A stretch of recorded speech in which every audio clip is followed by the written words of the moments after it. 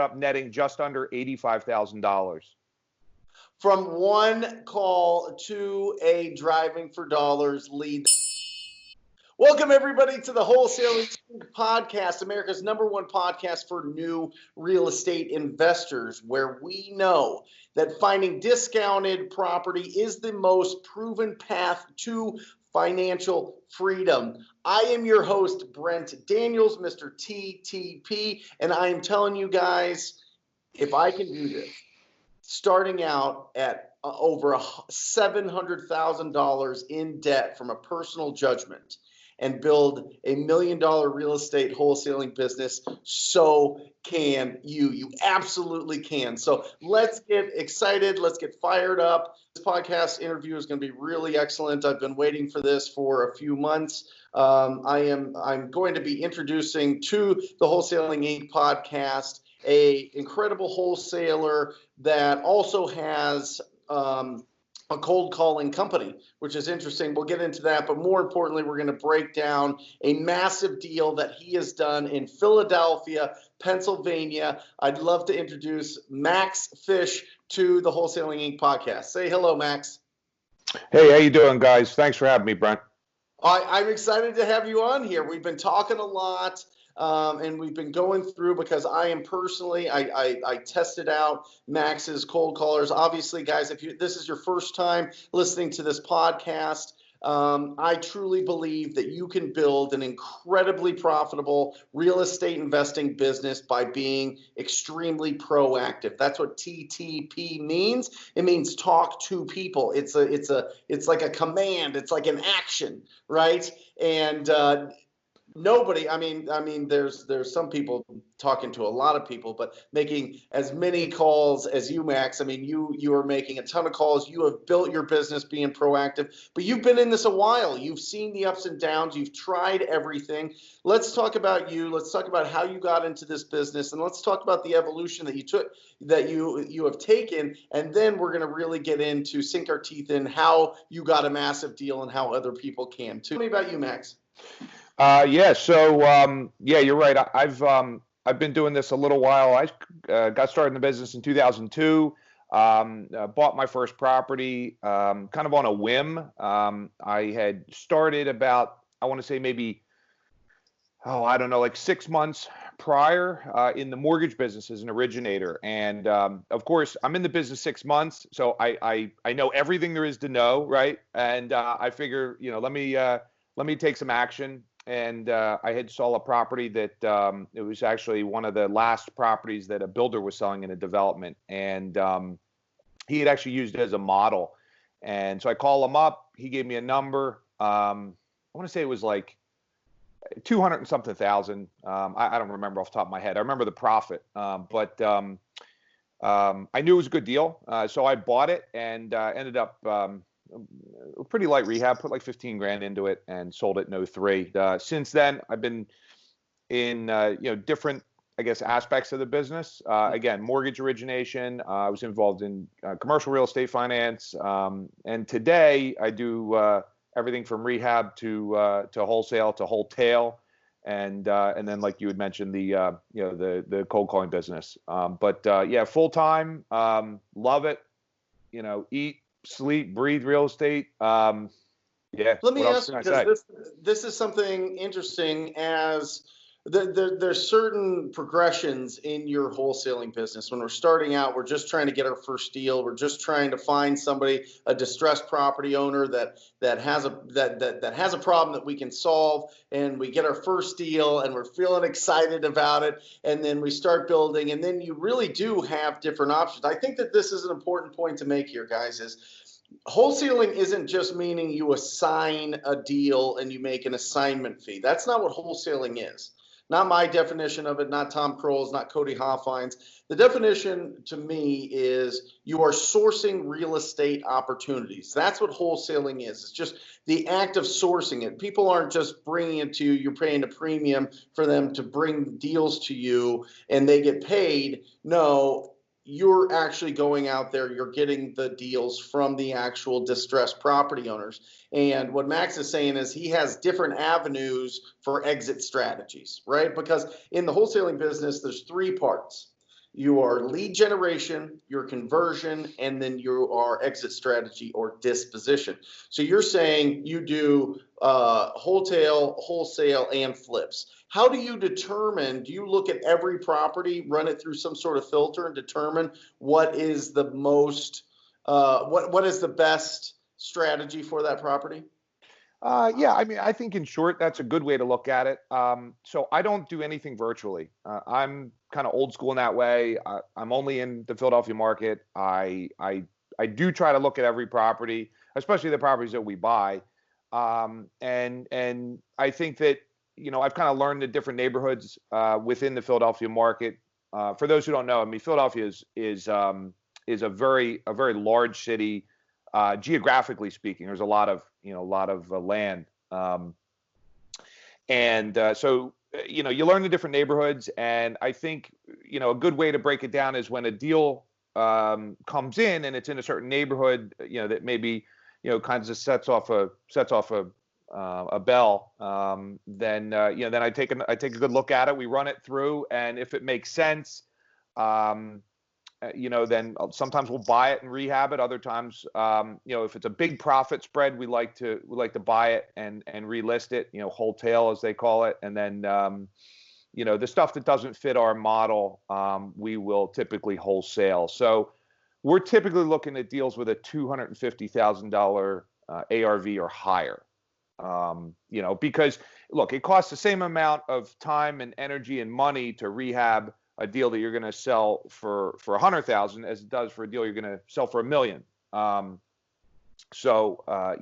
We typically will wholesale the smaller deals away, and we don't hold any residential real estate currently. So, interesting, that's very interesting. Got it. So it almost sounds like you're like a flip first, and what if it doesn't fit that model, you're looking to wholesale it. Yeah, I mean, assuming that we have capacity. At one point we had, I don't know, 9 or 10 going at one time, and that is that's pretty crazy. So now we're kind of 3 or 4, maybe. So it's not as clean cut as if we can rehab it, we do.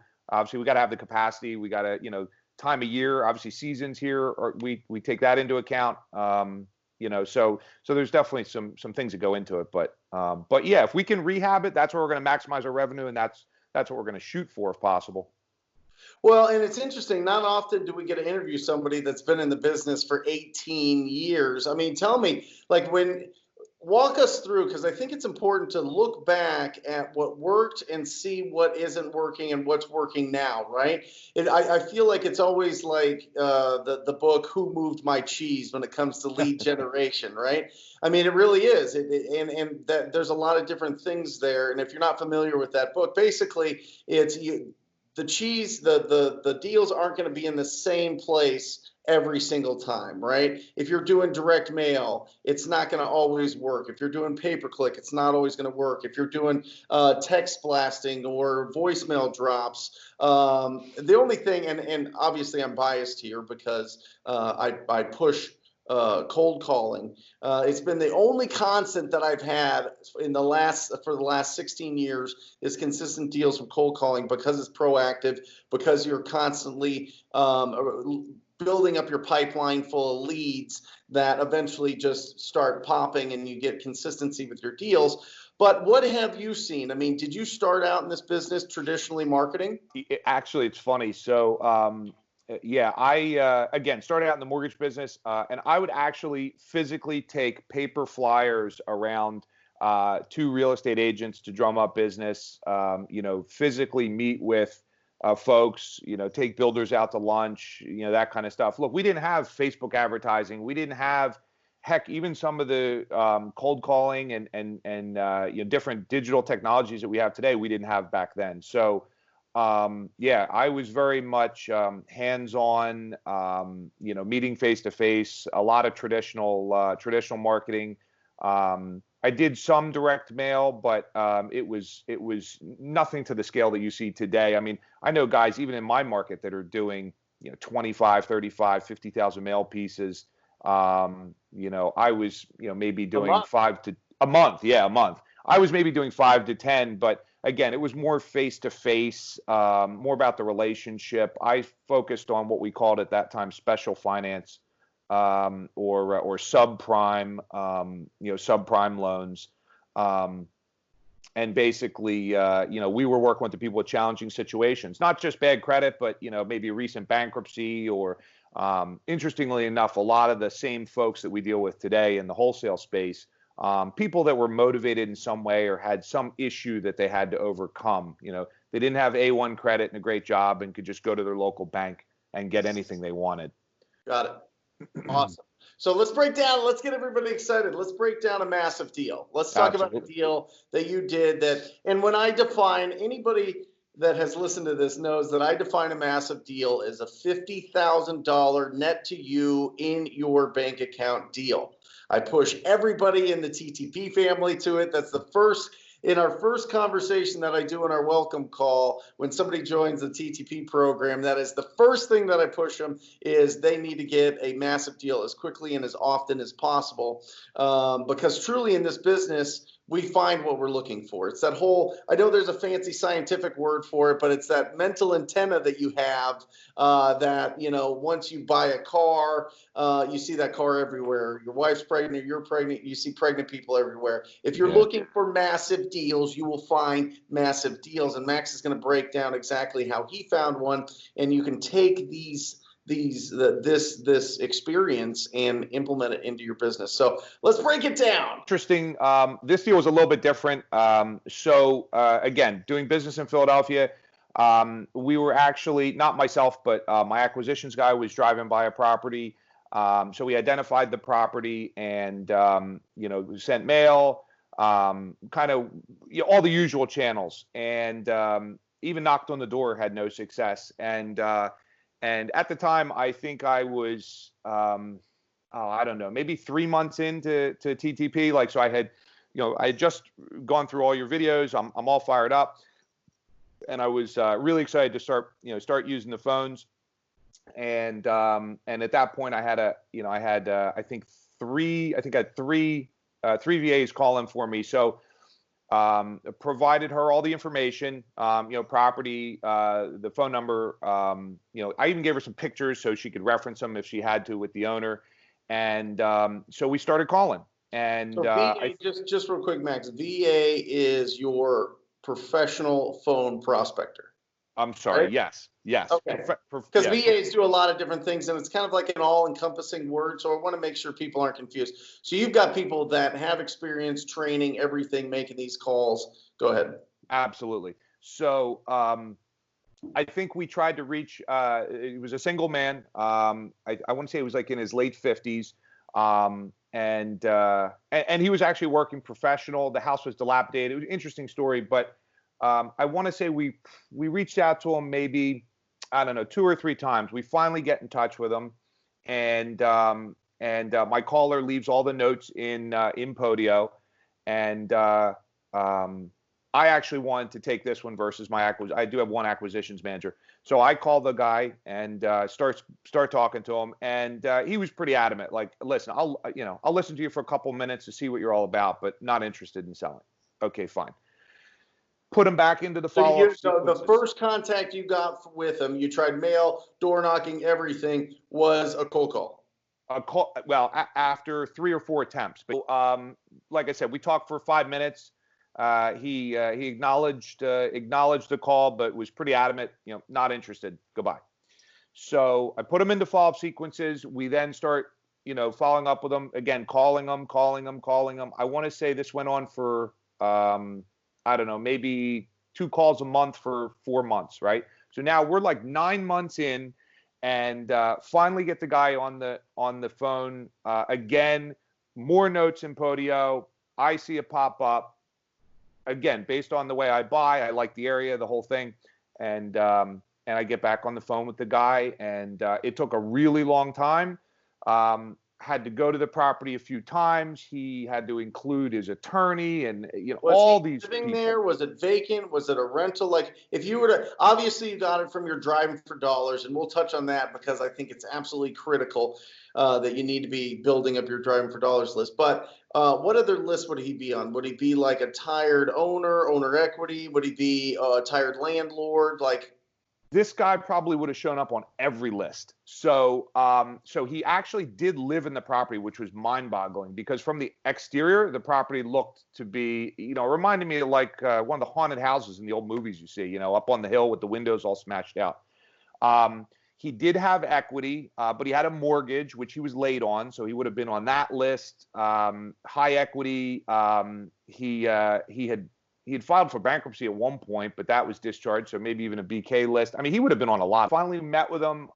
He had been through a recent divorce, and basically just kind of like let the property go, and was working. And I think he had the money, but I think like recent divorce and the whole thing, I just think it was too much for him.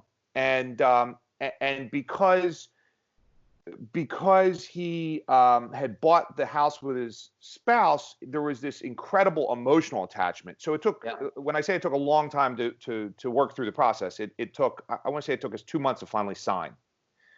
And he had this, he had this value in his mind that was, as usual, way far off. And once we got him to come to a reasonable number, I wanted to wholesale it. But then I just started looking at the property. And I thought, you know what? I'd really love to just buy this thing. The rehab, although it was dilapidated, it was minimal in the sense that it was like, doors and windows, refinish the floor. Like it wasn't the typical full gut rehab that we do. So I want to say our total budget ended up being like between 35 and 40,000. But understand, it was a big house. It was about 3,000 square feet. 35, 40,000 is a light rehab for you? It was a 3,000 square foot house. So yeah, it was a real big house. That's the only reason it was that high.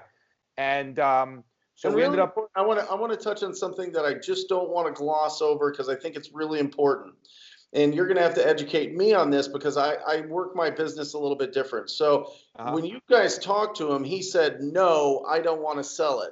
And so, but you kept him in your cold calling sequence to call later. Do you do that with all of your driving for dollars? So the short answer is yes. We actually, so today in my business, back then I only had, I think I had 2 callers at the time. Today I have 5 callers. I have 4 that call full time and 1 that just does follow up. Because what we have found is our biggest deals come from follow up. And I mean, like by far. Yeah. And so this was a perfect example. It took a year to put this thing together. So yeah, he said no. He was very adamant. He even said no the second time. And then, like I said, after 2 months, now I'm hooked in. I had his cell phone number. We had constant communication. We were, just kind of working through the process. And after 2 months, we finally were able to bring this thing to a closing. Like I said, I decided to buy it, so I raised some private money and from a financial planner friend of mine, and we ended up buying it. Our total rehab time frame was, I want to say, less than 4 weeks. So we started construction immediately, 4 weeks. We ended up listing the thing for sale, I want to say, about 6 weeks after we bought it. We had it under contract over asking in 4 hours. So let's look at the numbers on this, okay? So you bought it for how much? 175. Okay, and you put how much into it? Call it 50 with closing costs, the whole deal. So you're at 225. Yeah, so we're at 225. I'd have to look up the exact number. It sold in the low 3s. We ended up, after expenses and everything, we ended up netting just under $85,000. From one call to a driving for dollars lead that probably would have ended up on a lot of other lists. But hold on a second.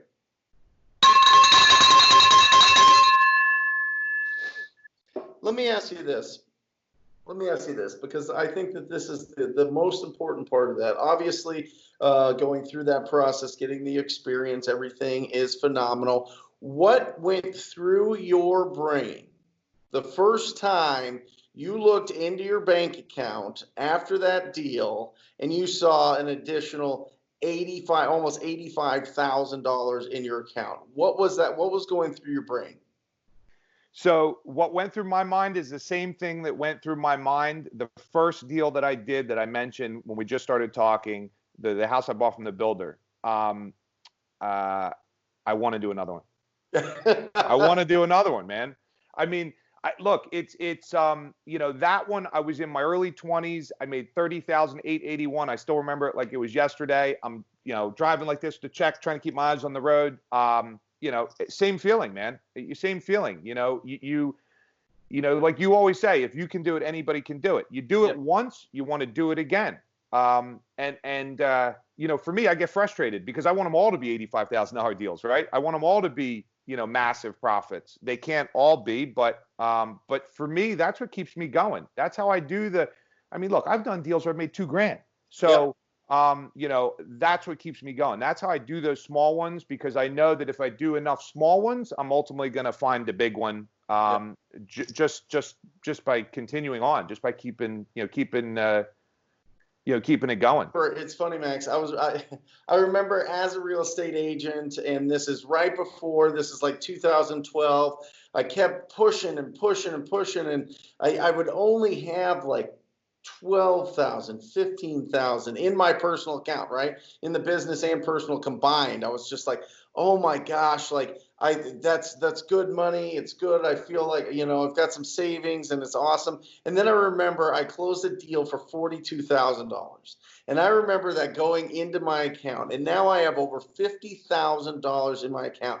I am telling you, I started shaking. My wife's like, what is the matter with you? I was just like, it was life-changing. It literally changes you. These massive deals literally change what's going on in your brain. And now it's like you push for more and more and more. And if you understand, if you make a really, really, really, really strong link with the fact that what that bank account is showing you, that is your scorecard on how much value you're providing to your neighborhood, to your community, to your business, to the world. From that standpoint, your income equals the amount of value you provide. And I'm telling you, it feels so good building that up. And it's not like a greed thing. It's really not. It's really just letting you know, giving you an indication that you're making a difference out there in that neighborhood. I assume with that property that you sold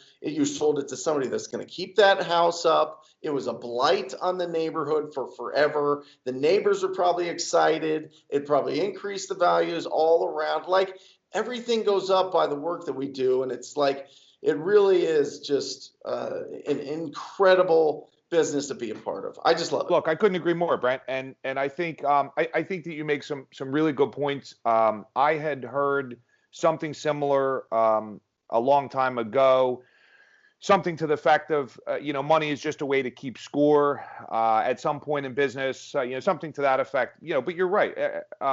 Look, it's life changing. It's a way to keep score. I think that unfortunately there's a lot of negative connotations around money in general and making money, talking about money, and I think that I think that's changing. I really do. I really think people are starting to get it. I hope so. Maybe I'm just in a bubble. But I think it really is. Max, talk to me. So here's the deal. Max you had in-house callers, right? Your story is very similar to mine, right? Over the last 7 years, I have hired dozens of people to work in my office making calls. I have hired dozens of Filipino cold callers from cold calling, we'll call it offices in the Philippines. I have hired Americans working in Costa Rica for the last 3 years that have made me millions. They truly have, with call motivated sellers. But that's a premium product. It is. It's $20 an hour. It's Americans making calls. It's like top of the line. And you were looking at this business and you were like, okay, how do I keep my budget tight? And can I, well, really the question was, can I train foreign callers to be as effective as American callers if I'm really serious about it? And guys, I'm telling you, I get hit up literally every single week from different companies, different products, different people saying they have cold calling companies, saying that they have these centers, saying that they have everything. They don't work. They're not effective. They're super shady. It's really gross. I don't like it. I'm just like, it's been years. I mean, for the last 2 years, literally every week I get hit up. Max was in the TTP program.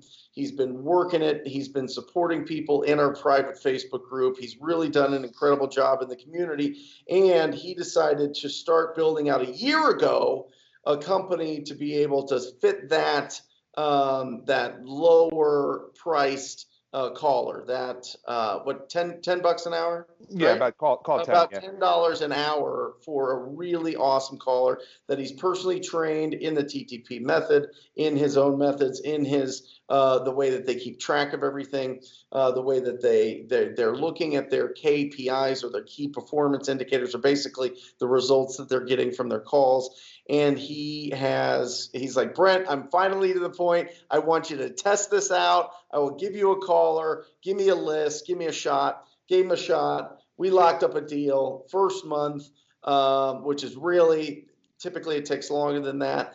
I would say, in all honesty, they're about 85%, and this is just from my own experience, about 85% as good as my callers, but they're half the price. So I'm doing all the kind of pitching for you. If people want to think of it that way, it's really not. I mean, if you're in this position to test this out, go for it. If you're not, no big deal. But it is another resource. That's the point of this podcast: give you all the resource and instruction that you need to be successful. So if you're in a place, I think that you should consider this as an option for calling if you want to start scaling, or if you simply just don't have the schedule to do it. So what's your company name? So callingreps.com is the website where people can go. Calling Reps, reps.com. Yep. Awesome. And this is a small company. I mean, this is not something that you've got, 1,000 people working at, right? I wish, man. No, we're currently, I want to say 16 or 17 people. I have about a half a dozen called administrative staff, or people that help me to do different things, from training. I have a full-time English tutor that works with these guys. I mean, so it's not just we're not just let's do this. Let's assume people aren't going to use your service, but they want to get their own VA. Give them your top couple tips on what you should be looking for quality there, and then if they don't want to mess with that, they can just reach out to you and get hooked up.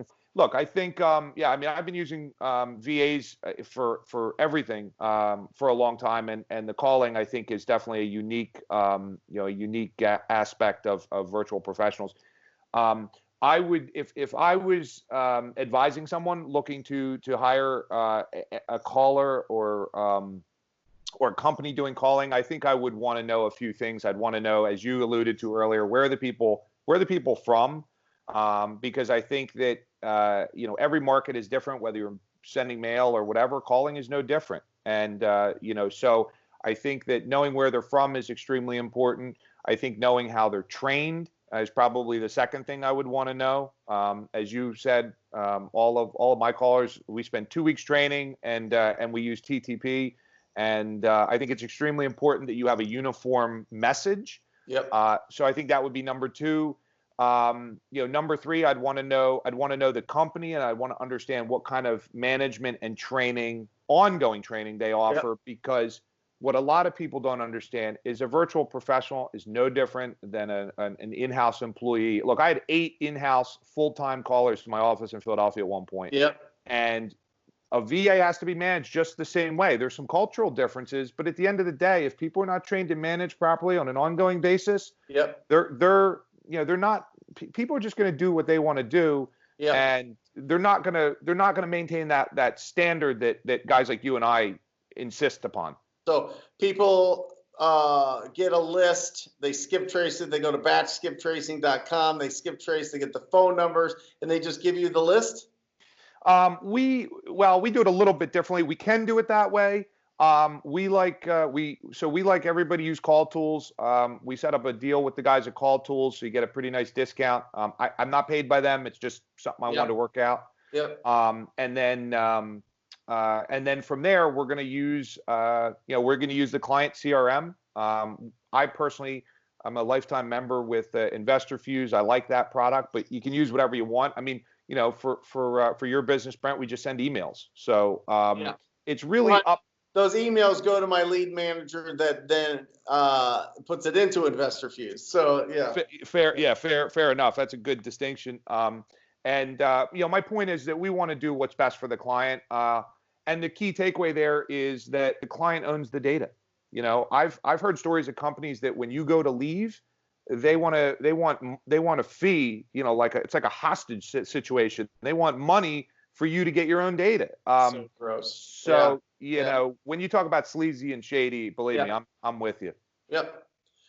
Awesome, man. Well, callingreps.com, guys, I'm telling you, the experience has been phenomenal. And if you are in a place, definitely check that out. So I wrote a couple notes here, Max, and then I'll ask you a final question, okay?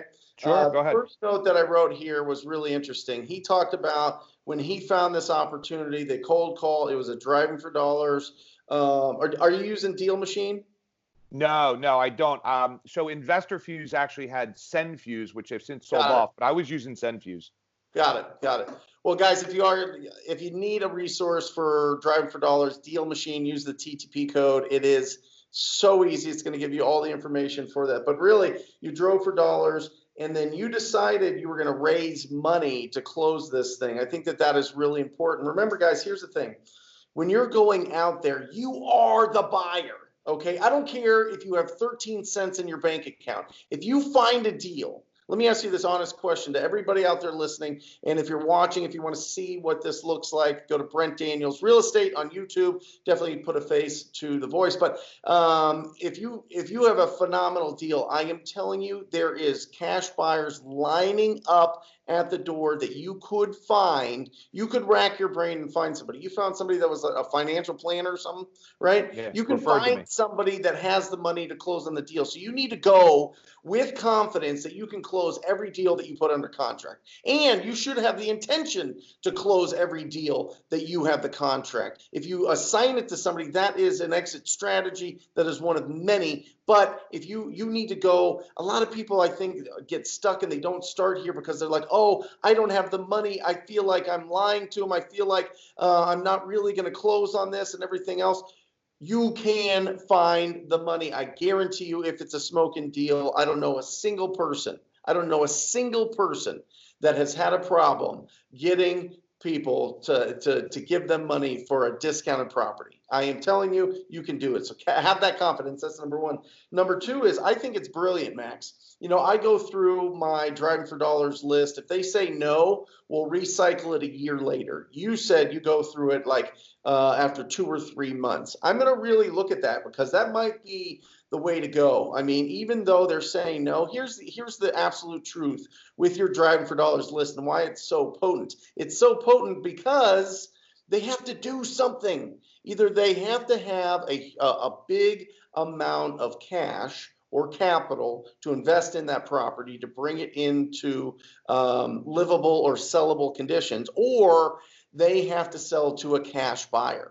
A lot of times banks won't finance these properties, so they have to sell it to a cash buyer. It might as well be you. So there's a couple of notes that I took there. I thought that was absolutely phenomenal. I really appreciate the caller that we have that's going bananas. What's he, like 20 hours a week? Having leads, it's phenomenal. So guys, 40 hours a week, full time. Definitely check out callingreps.com, and I'm telling you, it's white glove service. Max will really treat you. I mean, he'll get on the phone with you personally and walk you through it and really help you out.